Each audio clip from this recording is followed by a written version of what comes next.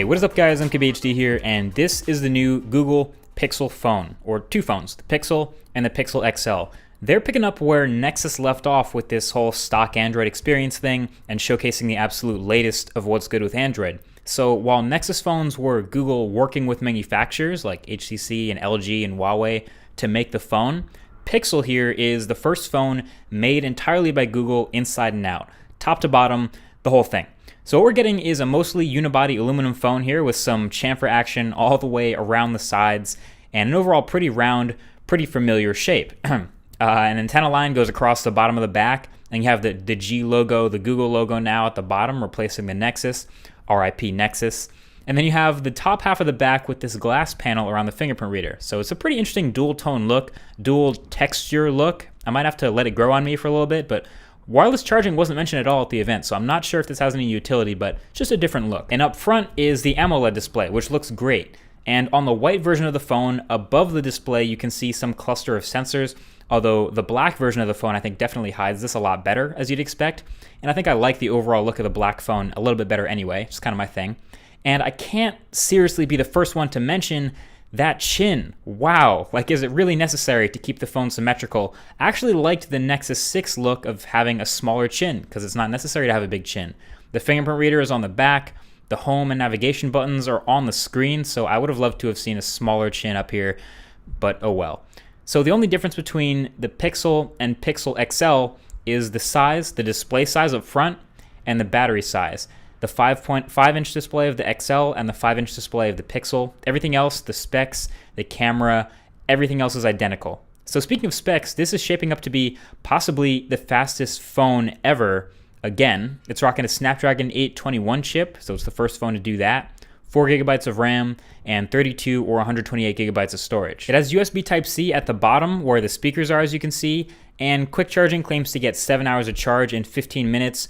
Oh, and don't worry, it still does have a headphone jack. Feels crazy every time I have to say that, but it's true. It's still up here at the top. And the camera on the back claims to be the best on any smartphone by their pre-production DxOMark ranking. Now, I can't even keep track of how many smartphones have claimed that anymore, but it is promising. It's a 12 megapixel camera with a really big sensor, so 1.55 micron pixels, which are some of the biggest I've seen in a while. It's basically ultra pixels at this point.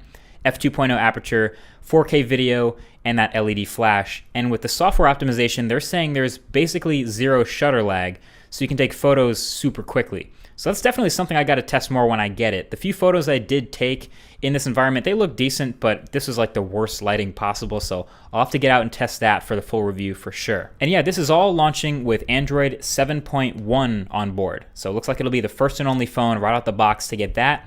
And playing with it, I found it pretty nice. Now the round icons and the couple new UI tweaks, I can get used to that. I mean, at least all the icons are the same size now. But the rest of Android 7.1 is a bunch of new features and little additions to 7.0. The main one of those being the Google Assistant. Now, Google Assistant isn't new. It was in Google's Allo app. You can use that already. But now they've built it into the OS itself. So it's replacing what was essentially Google Now on tap, where that used to be. So now anywhere in any app, on any screen, you can long press the home button to get the little pop-up for Google Assistant. And from there, you can ask it a question, you can ask it about people, places, things, ask it to remind you something, or start playing music, Chromecast, whatever. It's your assistant. It does all that stuff.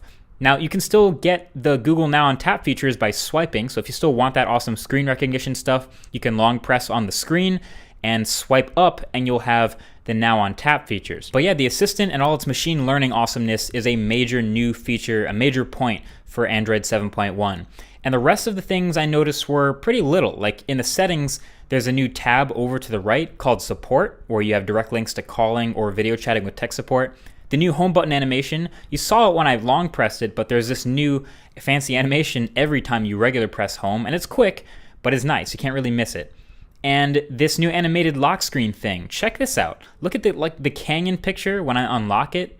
See it moving? Like, that's crazy. That has to be new, right? Or at least the images built in for the support are super good looking now. But anyway, that's what's good. The first impressions for me right off the bat with the Pixel phone and with the Pixel launcher are a bit of a mixed bag for sure. Of the three new colors, I would say the black one is my favorite, not a surprise. But not gonna lie, that blue is actually pretty good looking in certain light.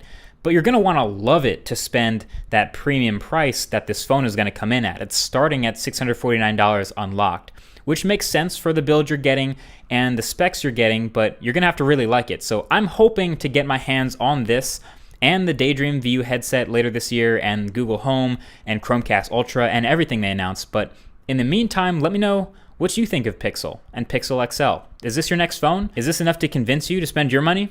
I think the full review will be a lot of fun, so definitely subscribe for that, and be sure to share this video, your one-stop shop for all information, all things Pixel, until it comes out anyway. Thank you for watching. I'll talk to you guys in the next one. Peace.